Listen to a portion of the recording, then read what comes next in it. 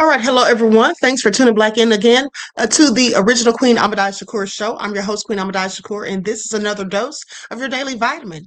Okay, now we have got to talk about these fires at these warehouses. Okay, there are more and more fires, and it obviously seems that people are upset because they don't feel as if they're being paid enough.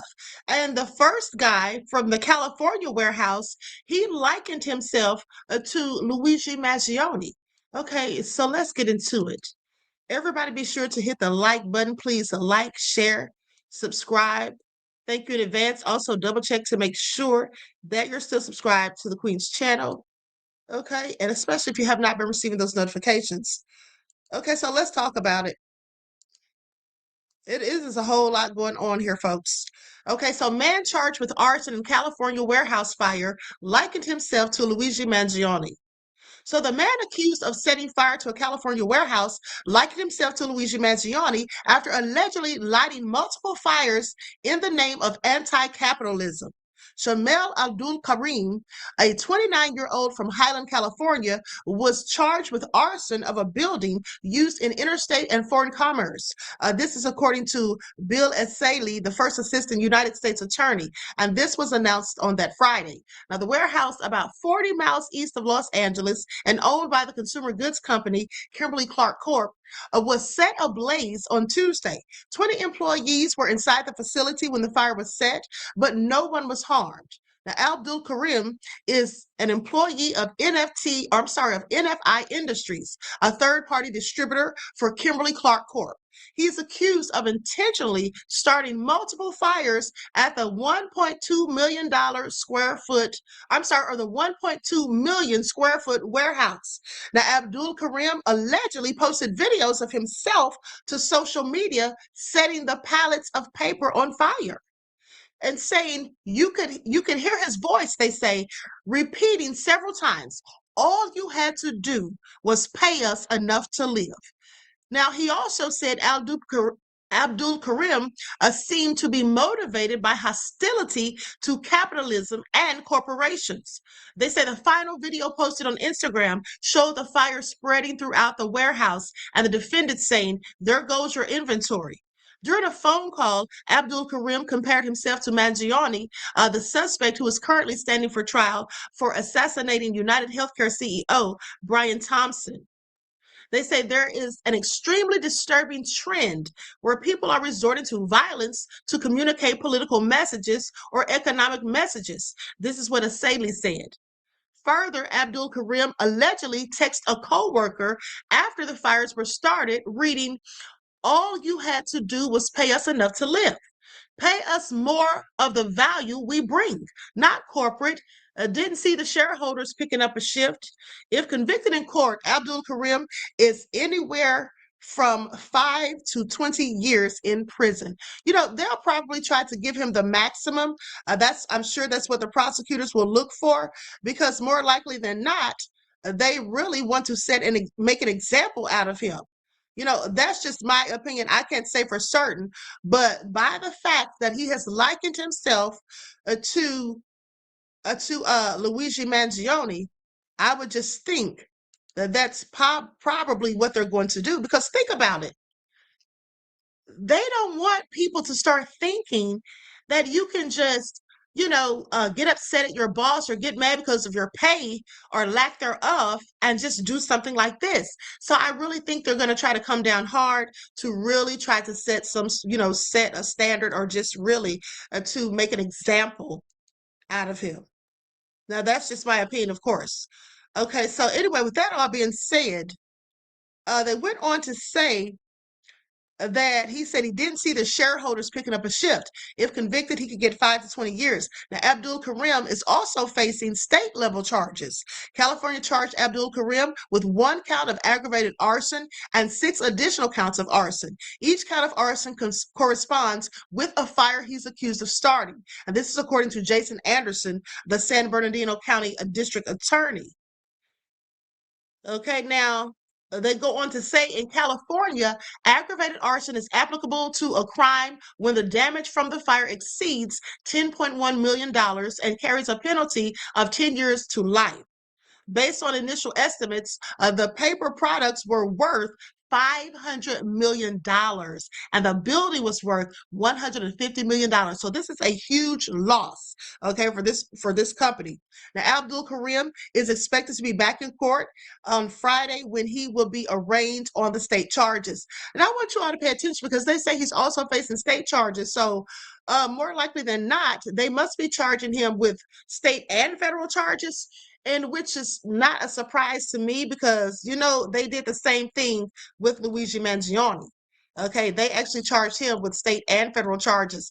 And when they do that, that is just basically to make sure that they get you one way or another. Because even if you beat one case, how are you going to beat the others? Okay, that's what this all seems to be. And I find it all interesting. Now, that was the first fire that was reported. And I'm going to go to the footage. Let me just pull this up. Don't forget to like and share. Please like and share. Thank you in advance. I'm going to share my screen and go to the video of him talking as he set the fire.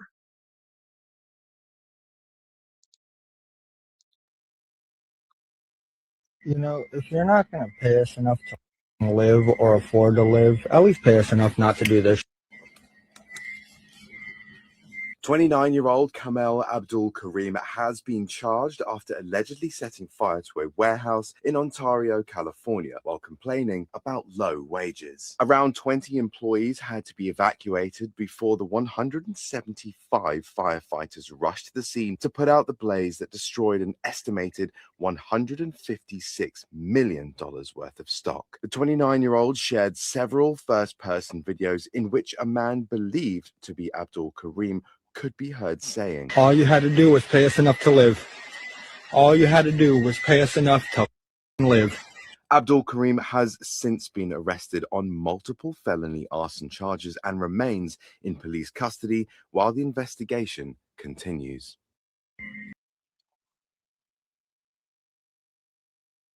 Now, I'm not saying that people should resort to violence when they're disgruntled or they feel that they, are not being given what they deserve. But I do think that these corporations, they need to analyze or at least stop to think and maybe have some meetings and sit down and discuss what they can do to make it easier for their employees or make it better, more beneficial for them. Maybe they need to give them raises more often, more incentive to come to work. Maybe, just maybe, they should allow them to have breaks during the day when they need to just simply go to the restroom. We're not talking about a lunch break because in many of these warehouses, I've heard people say, and it's been reported as well, so it's documented, that sometimes people are not even allowed to take a restroom break. There are some people that have said they have to urinate in bottles kept by their stations. This is absolutely disgusting and deplorable. Why would you have someone working like this? Is literally slavery. Okay, I'm sorry. You may be getting a check, but it is still slavery in my opinion. And think about it. You go to work for 40 hours a week, you make your pay, you come home, you have to give all that money that you made out in bills. And some of the bills that you pay are things that should absolutely be for free because I'm sorry, but natural resources, we should never have to pay for that. We shouldn't have to pay for electricity, nor gas, okay, nor water. All right? We shouldn't have to pay for fruits and vegetables when they can grow on trees. But you see, in the United States, what did they do? They removed the female trees and just left the male trees that produce nothing but large amounts of pollen because the female trees are what bear the fruit. Okay, so they just want to charge us for everything. And like I said, people are very upset, and some people are to the point of no return at this point. Now let's go to this next report where they talk about the numerous fires. Okay, repeated warehouse fires send smoke columns skyward, raising public safety concerns. Likes up, everyone, please. Don't forget to like and share. Thank you in advance.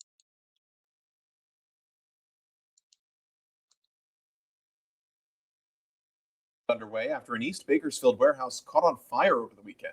It's the same spot where other warehouses have burned in the past 2 years. Eyewitness News reporter Jake Schreiner was at the scene earlier today and has the latest.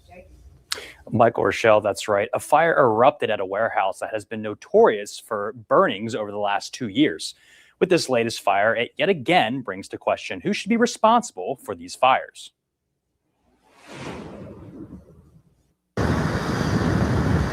Multiple fire crews were called out to East Bakersfield on Saturday to put out a warehouse fire near 99 Washington Street. In fact, this is not the first time Eyewitness News has reported on this warehouse complex catching fire. In March of 2025, flames scorched the warehouse. When it caught fire, the Kern County Fire Department had this to say about the fire. What was burning was plastic wrap. So even if you're getting some moisture from the rain, it's burning with such intensity, and the rain has to get to what's burning. Before that, in January of 2025, firefighters were called out yet again to the warehouse complex in East Bakersfield. When that incident occurred, the Kern County Fire Department told us this. There have been lots of fires in that area. It's about a 10-acre or so compound. It has multiple metal warehouse buildings, and we've ran many calls in there. The lot sits in the city of Bakersfield's Ward 2 district, ran by City Councilman Andre Gonzalez. Eyewitness News has reached out to the councilman for comment, but is yet to hear back. As these fires continue to occur, it begs the question, who is held responsible when abandoned properties keep catching fire? It does not make us happy when there's a large smoke column going in the air. We're concerned for public safety.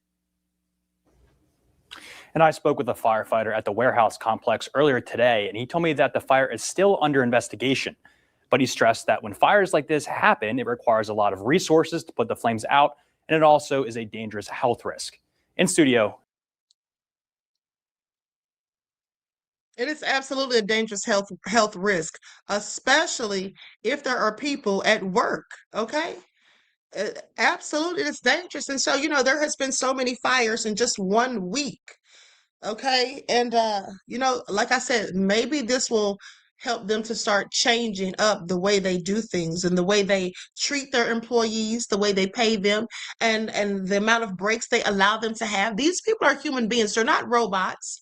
Okay, that's probably why they're replacing so many jobs with AI, because they just know that they don't want to give people the allotted time to take a rest, a break in between, to go to the restroom and things like that. Everything's hurry, hurry, hurry, push, push, push, like Tupac said, okay? People have to just work, work, work their fingers to the bone, and then still don't have enough to pay their bills, and they're still struggling, and it's absolutely egregious. With that all being said, drop me a comment to let me know what you think. Until next time, beloveds, I will talk to you all again soon. Peace.